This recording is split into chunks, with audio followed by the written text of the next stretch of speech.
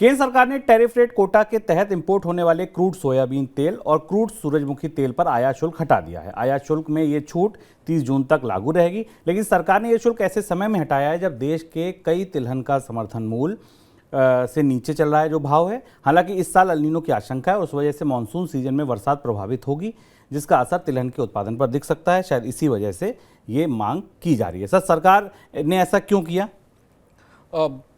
Tariff rate quota system में सबसे important चीज़ ये है कि जब तक एक निर्धारित समय के भीतर सामानों का इंपोर्ट होना होता है, कोशिश ये की जा रही है शायद कि जब से नया तिलहन बाज़ार में आना शुरू हो उस और फसलों की कीमतें और गिरें, उससे पहले इस कोटे का इस्तेमाल करके देश में एडिबल ऑयल का स्टॉक बना लिया जाए। एक और इसकी बड़ी वजह है कि अंतर्राष्ट्रीय बाज़ार में एडिबल ऑयल की कीमतों में भी तेज़ गिरावट दिखाई दे रही है, उसका फ़ायदा भी आयातकों को मिल जाए। लेकिन तात्कालिक तौर पर किसानों को बाज़ार में इसका नुकसान होगा, क्योंकि सस्ता आयात होने के कारण उन्हें पहले से कीमत नहीं मिल रही है। लेकिन चूंकि कोटा सिस्टम जून तक लागू है, तो ये कोशिश है कि इस कोटे के तहत जितना आयात अधिकतम हो सकता है उसे कर लिया जाए।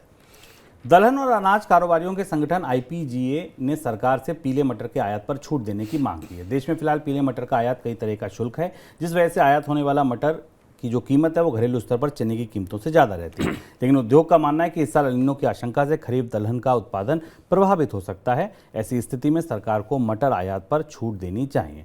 देश में आयात होने वाला अधिकतर मटर कनाडा से आयात होता है। सर, क्या सरकार ऐसा करेगी? आयात की छूट की मांग क्यों रही है? दालों के आयात को लेकर भी काफ़ी सक्रियता दिख रही। दलहन की कंपनियों ने कहा है, आयातकों ने कहा है कि बाकी जगह से मटर के आयात की भी छूट दी जाए। इधर सरकार आयातकों से कह रही है कि वो म्यांमार से उड़द और तुअर के आयात तेजी से बढ़ाएं। ये पूरी की पूरी तैयारी अल नीनो को देखते हुए लग रही है। आज भी कई भविष्यवाणियाँ ऐसी आई हैं जो ये बता रही कि 90 से 95% इस बात की संभावना है कि इस बार मानसून कमज़ोर रहेगा और अल नीनो का असर है। और इसलिए दाल को लेकर एक खास पेशबंदी शुरू हो गई, क्योंकि खरीफ की फसल में अगर सही बारिश या मानसून नहीं हुई तो दाल के उत्पादन पर असर पड़ेगा। दाल की कीमतों को लेकर भारत में वैसे भी बराबर दबाव रहा है और भारत के जो महंगाई सूचकांक है उसमें दाल की कीमतें बढ़ने का असर सीधा दिखाई भी देता है।